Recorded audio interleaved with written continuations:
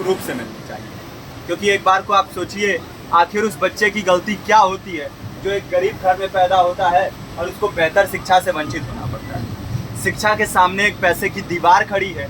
जो जितनी ऊंची दीवार लांघ सकता है, जो जितना अधिक पैसा शिक्षा पे खर्च कर सकता है, वो उतनी बेहतर शिक्षा पा सकता है। लेकिन अगर एक देश एक है, लोकतांत्रिक देश है, तो शिक्षा भी सबको एक समान रूप से तो मिलनी ही चाहिए।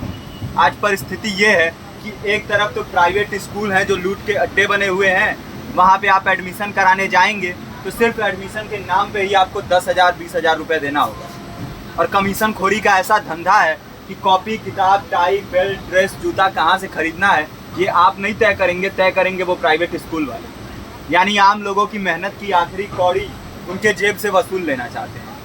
और दूसरी तरफ सरकारी स्कूलों में न तो पर्याप्त टीचर हैं, न पर्याप्त बिल्डिंगें हैं।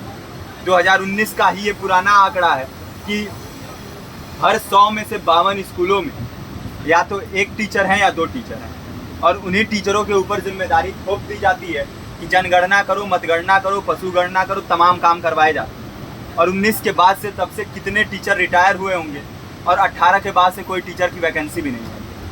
आप खुद भी सोच सकते हैं ये परिस्थिति और कितनी बिगड़ी हो। इसीलिए हम लोग ये मांग उठा रहे हैं, चाहे कोई राष्ट्रपति का बच्चा हो या किसी मजदूर का, सबको शिक्षा एक समान मिलनी चाहिए और निःशुल्क रूप से मिलनी चाहिए। प्रेमचंद ने अपने दौर में भी कहा था कि एक सभ्य समाज में ऊंची से ऊंची तालीम मुफ्त होनी चाहिए और इसका पूरा खर्च गवर्नमेंट को उठाना चाहिए। क्योंकि हमारे देश को फौज से ज़्यादा आवश्यकता तालीम की है। और शिक्षा से जुड़ता हुआ ही दूसरा मुद्दा हम लोग उठा रहे हैं।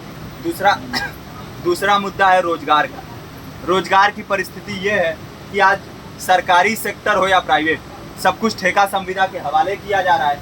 परमानेंट नौकरियां लगातार घटाई जा रही हैं। इसी रेलवे में 1995 के आसपास लगभग 18.5 लाख कर्मचारी काम करते थे, लेकिन आज उनकी संख्या 12 लाख थी। आप खुद भी सोच सकते हैं कितने बड़े पैमाने पे परमानेंट पदों को घटाया जा रहा है। और आज आलम ये है, एक तरफ लाखों पद खाली पड़े हैं, फिर भी कोई वैकेंसी नहीं निकलती। जो वैकेंसियां निकलती हैं उनमें भ्रष्टाचार होता है, पेपर लीक हो जाते हैं। RO, UP police, BPSC, SSC, CGL, ऐसे तमाम पेपर लीक हो चुके हैं, आप लोग भी जानते ही। अभी नीट की धांधली में ये पता चला कि एक एक पेपर 30 लाख से 50-50 लाख रुपए में बेचा गया। हम और आप तो ये पैसा नहीं दे सकते। पूरी की पूरी कारस्तानी सरकार, प्रशासन, शिक्षा माफियाओं की होती है। और भुगतता कौन है? आम घरों के लोग, जो लोग सालों साल तैयारी करते हैं, दिन भर में 10-10 घंटे, 12-12 घंटे पढ़ते हैं। और इतनी कड़ी मेहनत के बाद, सालों साल की मेहनत के बाद उनके हाथ लगती है तो सिर्फ हताशा, निराशा, अवसाद। बहुत से छात्र नौजवान जो इस बेबसी में, इस डिप्रेशन में नहीं जी पाते, आत्महत्या तक के कदम उठा लेते हैं। लेकिन ये देश की विडंबना है कि टीवी चैनल, अखबार, मीडिया, नेता, मंत्रियों के लिए कहीं ये कोई मुद्दा नहीं है। उनके लिए मुद्दे हैं तो जाति, धर्म, रंग, नस्ल, अगड़ा पिछड़ा। आज जब पूरी परिस्थिति इतनी भयावह है तो ये जरूरी है कि लोगों के बीच में जाया जाए, लोगों को संगठित किया जाए और एकजुट किया जाए। क्योंकि आज अगर अपने मुद्दों पर बोलेंगे नहीं तो कल को ये परिस्थिति और बिगड़ेगी। हो सकता है ले दे के अपनी ज़िंदगी तो हम लोग काट ले जाएं, लेकिन आने वाली पीढ़ियों को क्या भविष्य दे के जाएंगे, ये भी सोचने वाले।